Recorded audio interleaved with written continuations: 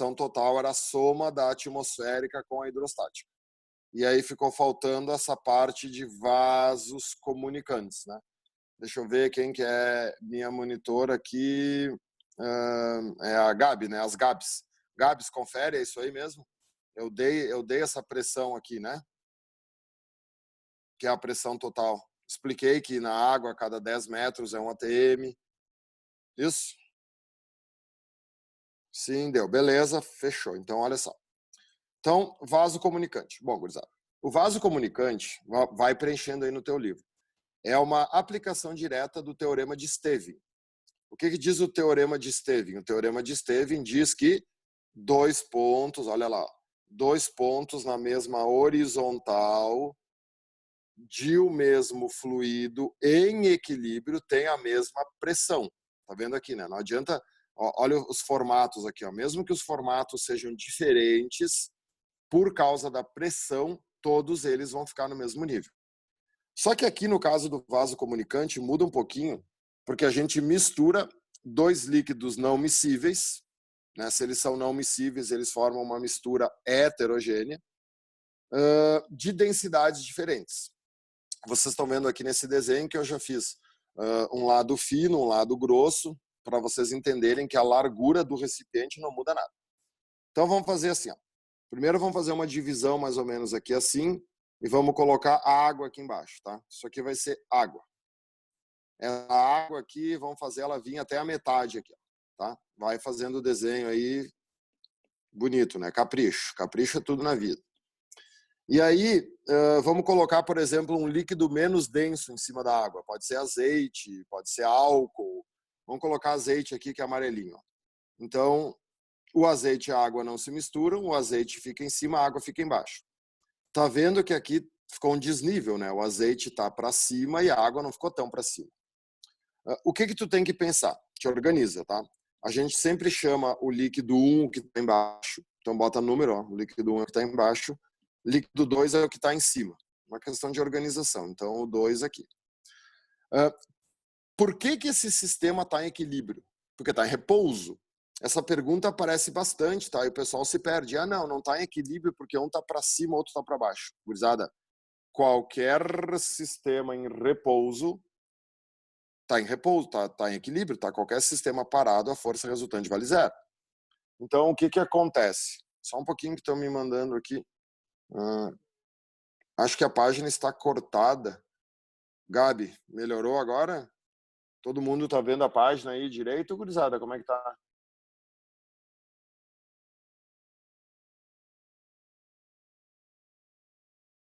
Tá vendo? Tá normal, beleza. Tá. Qualquer dúvida, mandem aí, tá, pessoal? Beleza. Muito bem. Então, olhem só. Esse vaso comunicante, ele tem os 2 lados abertos. Então, o que acontece? Aqui, tu tem a entrada da pressão atmosférica desse lado e aqui tu tem a entrada da pressão atmosférica desse lado. Beleza? Então, eu não preciso trabalhar com elas, porque elas se anulam. O que o líquido 1 exerce no líquido 2? Pressão. E o que o 2 exerce no 1? Pressão. O sistema está em equilíbrio, as pressões são iguais. Então, a pressão hidrostática do líquido 1 é igual à pressão hidrostática do líquido 2. Vai botando aí no livro. O que é pressão? É o μ/H. A massa específica do líquido 1 vezes a gravidade vezes a altura do líquido 1 é igual à massa específica do líquido 2 vezes a gravidade vezes a altura do líquido 2. O que eu posso e devo fazer aqui? Cancelar as gravidades, né, gente? Cancela as gravidades. Olha a equação da resolução. A massa específica ou a densidade do líquido 1 vezes a altura dele é igual à massa específica do líquido 2 vezes a altura dele. Prof, nem achei isso aí difícil, é barbada. Sim, é fácil, tanto é que isso aqui não cai muito, tá? Justamente não cai muito porque ele é um pouco mais fácil. Só tem que ter um cuidado aqui, tá? Tem um pega-ratão? Tem. O pega-ratão é esse H1, tá? Se tu for errar alguma coisa aqui, tu vai errar o H1. Porque o que é o H1, o que é o H2? O H1 e o H2 são as alturas das colunas de líquido. O líquido 2, ele está só de um lado do recipiente. Então, o líquido 2 não tem estresse. Tudo isso aqui... Opa, deixa eu botar a caneta. Tudo isso aqui é a altura de líquido 2. Só que o líquido 1, gurizada, olha aqui, ó, ele está dos dois lados. O que diz o teorema de Stevin? 2 pontos na mesma horizontal têm a mesma pressão. Então, olha só, eu não posso dizer que toda essa altura aqui é a altura do líquido 1. Não tem como, né? Porque ele subiu aqui, ó. O líquido 1, ele faz pressão no líquido 2 por causa da diferença da coluna. Então, o que acontece, ó? Eu tenho que pegar esse ponto aqui, que é o ponto aonde o líquido 1 subiu até aqui. Eu tenho que planificar ele para o outro lado, aqui, ó. E o que me interessa é isso aqui, ó, é o que está acima disso. E essa é a prova, gurizada, por que o líquido 1 é mais denso que o líquido 2, tá vendo? Para fazer a mesma pressão, o líquido 2 precisa de mais altura do que o líquido 1, justamente porque o líquido 1 é mais denso. Né? Olha para essa fórmula aqui, né? Uma coisa deve compensar a outra. Se a densidade do líquido 1 é maior, a altura dele vai ser menor, porque nessa multiplicação, essa multiplicação tem que se manter constante. Então, quando um fator aumenta, o outro fator vai diminuir para compensar. Beleza? Qualquer coisa, tirem print aí da tela. Nós não tem muito estresse, não. Até que não aparece muito, não. Vocês sabem que a aula de hoje é o empuxo, né? O negócio da aula de hoje é o empuxo. Segundo caso, tá? O que é o segundo caso? Bom, o segundo caso é um caso que a PUC gosta bastante, que é quando tu tem um lado aberto. Então, vou limpar o que eu fiz. E o que muda aqui, tá? Bom, aqui o que muda é o seguinte. Geralmente, não precisa ser assim, tá? Mas vocês sabem que eu gosto de trabalhar com exemplos de questões. Geralmente, eles fazem assim, ó. Isso aqui é um recipiente de vidro, então isso aqui é um bulbo de vidro. Aqui dentro, eles vão colocar um gás. Tá? Pode fazer uns pontilhadinhos aqui, ó. Aqui dentro vai ter um gás, até aqui assim, tá? Então, vamos escrever que isso aqui é um gás. Mas poderia ser outro líquido. Mas normalmente é um gás. Aqui, ó. Eles vão colocar um outro líquido. Então, até aqui vai estar cheio de líquido. E esse líquido, claro, ele vai ocupando todo esse recipiente aqui, até quase transbordar aqui, ó. Pode botar quase transbordando, que não tem problema. E aí, novamente, vão te fazer um monte de perguntas. Geralmente, isso aqui, né? Isso aqui serve até como um barômetro, tá? Pode ser um barômetro caseiro para medir pressão atmosférica. Geralmente, esse líquido aqui é mercúrio nas questões. Fica mais fácil de fazer. Qual é a diferença desse caso para o caso anterior? Bom, agora a gente tem um lado aberto e um lado fechado. Então, saca aqui o drama. Aqui entra a pressão atmosférica. Né? Aqui não entra a pressão atmosférica, porque isso aqui é fechado. Então, claro que esse sistema é um sistema em equilíbrio, porque está em repouso. Então, esse gás, ele está suportando pressão? Sim. Ele está suportando duas pressões. Ele já tem a pressão atmosférica e se a gente pegar, né, olha aqui de novo, ó. O líquido 1 ele veio até aqui assim, ó. Se eu pegar essa altura de líquido 1 e colocar para o outro lado, existe uma diferença na altura da coluna líquida. Então, a pressão, né, o que essa altura de coluna líquida causa? Vou trocar a cor aqui, ó. Essa altura aqui de coluna líquida, ela causa pressão hidrostática. Então, esse gás, ele está suportando, né? Ele está aguentando duas pressões. Então, como que fica a equação do equilíbrio para resolver esse sistema? A pressão do gás é igual à pressão atmosférica mais a pressão hidrostática. Pronto. A pressão do lado esquerdo tem que ser igual à soma das duas pressões do lado direito. Aí tu tem um sistema em equilíbrio. Então, não é uma questão difícil, tá? É uma questão tranquila, tá? Deem print aí da tela, quem não conseguiu copiar. Uma coisa que eu esqueci de avisar, vocês nas aulas gravadas, vocês viram que a letra fica melhor, né? Realmente aqui a caneta, como tudo que eu escrevo aparece online para vocês, a letra fica meio estranha mesmo, tá? Porque tem um delay aqui quando eu escrevo. Mas tá dando para entender, eu acho, né? Qualquer coisa que vocês não entenderem, me mandem ali no chat que tamo junto. E agora vamos para o que interessa, que é o Pascal e o Arquimedes. Bom, para o Enem, Pascal e Arquimedes é praticamente, né, quase todas as provas têm alguma coisa, ou sobre um ou sobre outro, porque o Enem trabalha com física do cotidiano. E o princípio de Pascal, cara, a gente usa ele todo santo dia, tá? O princípio de Pascal, na realidade, ele serve para ser o multiplicador de forças, tá? Vocês estão vendo aqui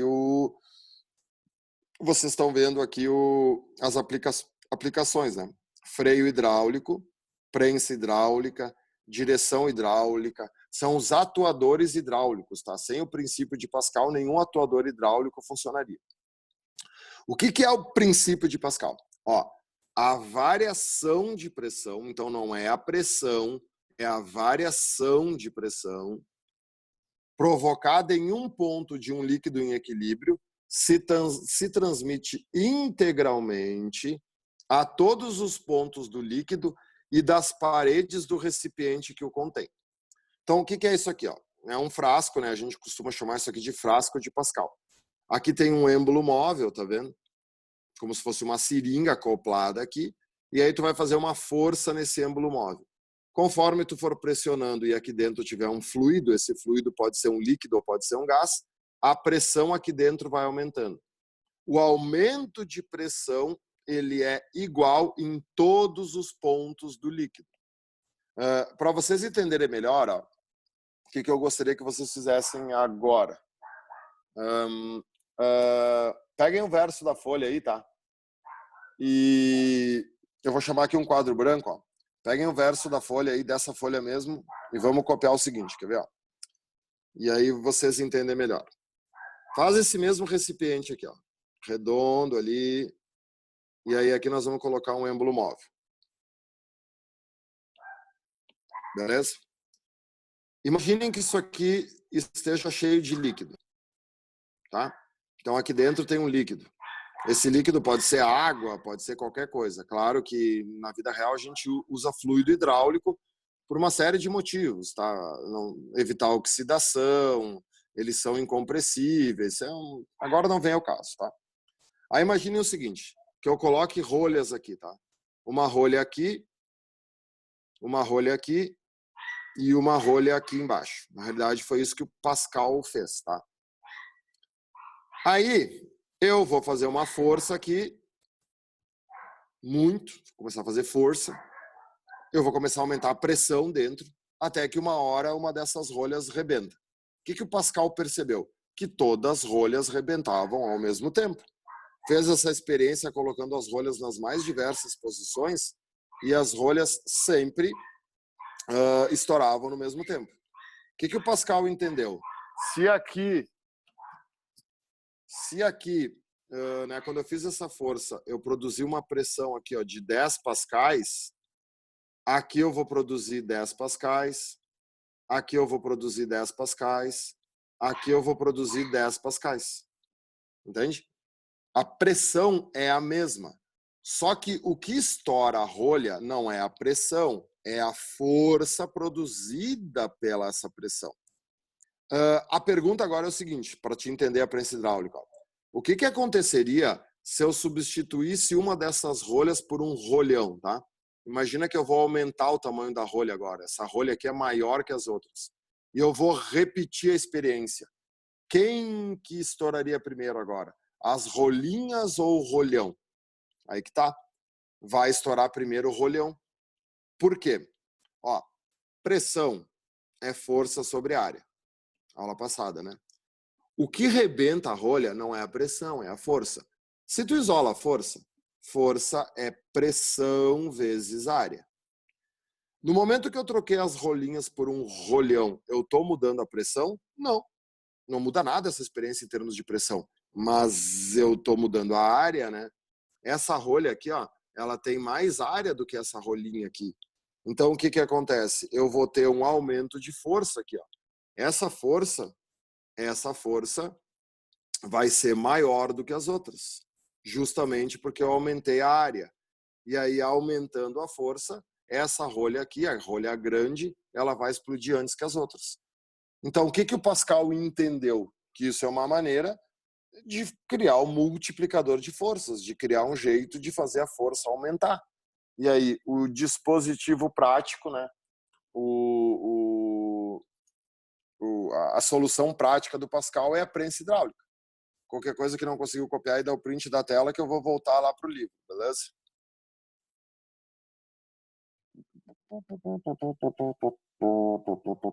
Puta, ele volta pro... Bom, mas tudo bem, não tem problema.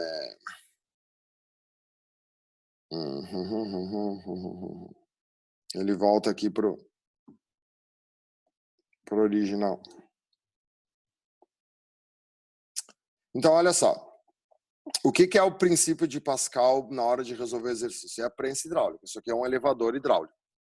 Isso vocês enxergam nos postos de gasolina, naquelas casinhas que tem para trocar o óleo, né? Que tu estaciona o carro e o pistão leva o carro. Então, olha só. Tu faz uma força aqui, ó, uma força 1 no pistão de área 1, pistão pequeno. Esse pistão vai descer. Quando esse pistão descer, imaginem esse pistão descendo, sei lá, parando aqui assim. Né? Essa quantidade de líquido aqui, ó, esse volume de líquido vai ser jogado para o outro lado. E aí, no momento que esse pistão 1 estiver descendo, o pistão 2 vai estar subindo. Vai ter uma força aqui que vai estar levando esse carro para cima. A área do